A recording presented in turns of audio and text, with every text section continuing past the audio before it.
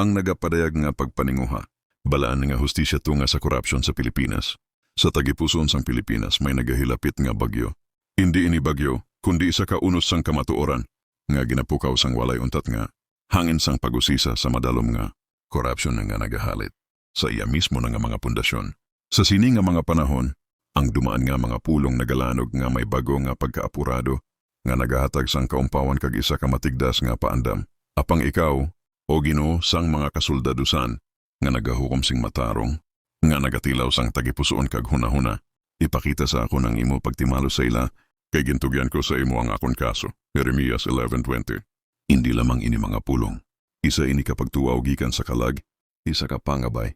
Para sa balaan nga pagpatunga sa isa ka pungsod nga nagakalumos sa pagdaya, ang mga kurakot nga politiko, ang ilang mga kamot na dagtaan sang manggad sang pumuluyo, ang matakaw nga mga opisyalis sang gobyerno, nga nagapista sa pagsalig sang publiko, kagang walay prinsipyo nga mga kontraktor, nga nagapatindog sang mga ginharian sa mga pundasyon sang panlimbong tanan nagatindog sa landong, sang isa ka pagpaninguha, ang Bugna 2:23.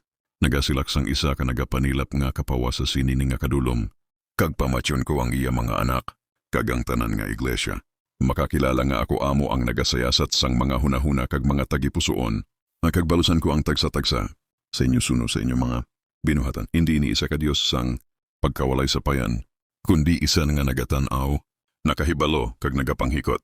Ang tagsa kalikom nga kasugtanan, ang tagsa ka tinago nga account, ang tagsa ka ginpatuod nga dokumento ginabuyagyag sa iya mga mata. Ang pag-usisa nga nagapadayag sa Pilipinas, labaw pa lamang sa isa ka legal nga proseso, isa ini ka moral nga patagawayan. Ang tagsa ka nabuyagyag nga iskandalo, ang tagsa ka pag-aresto nga ginhimo, isa ka pamatuod sa nagapadayon nga espiritu sang tawo nga nagabalibad nga pahipuson. Apang labaw pa sa mga korte kag mga ulong dinalan, mayara isa ka mas madalom, espirituhanon nga bahin nga nagahampang. Para sa mga nagtugyan sang ilakaso sa Ginoo, ang mga pulong ni Jeremias nagahatag sang paglaom. Ang hustisya mahimo na nga maurungan, apang hindi ini pagpangindian. Ang mga ruweda sang balaan nga hustisya nagatiyog sing mahinay, apang nagagaling ini sing tuman kapino. Para sa mga nagahimo sang korupsyon, ang paandam sang bugna maatag, ang inyong mga binuhatan makitagid kamo.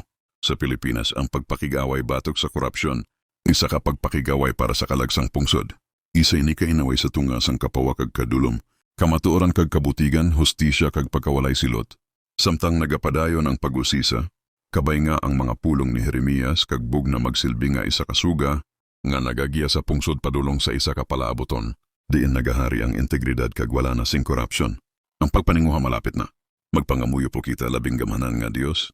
Nagapalapit po kami sa imo nga, nabugatan sang korupsyon nga, nagahawid sa amon pinalangga nga Pilipinas.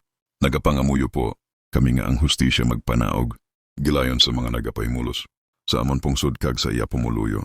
Ibuyagyag po ang ila mga plano, panukton sila, kag ibalik ang ila ginkawat. Pabaskuga po ang amon mga investigador, mga hukom, kag mga leader nga magpanghikot nga may walay pagduha-duha nga integridad.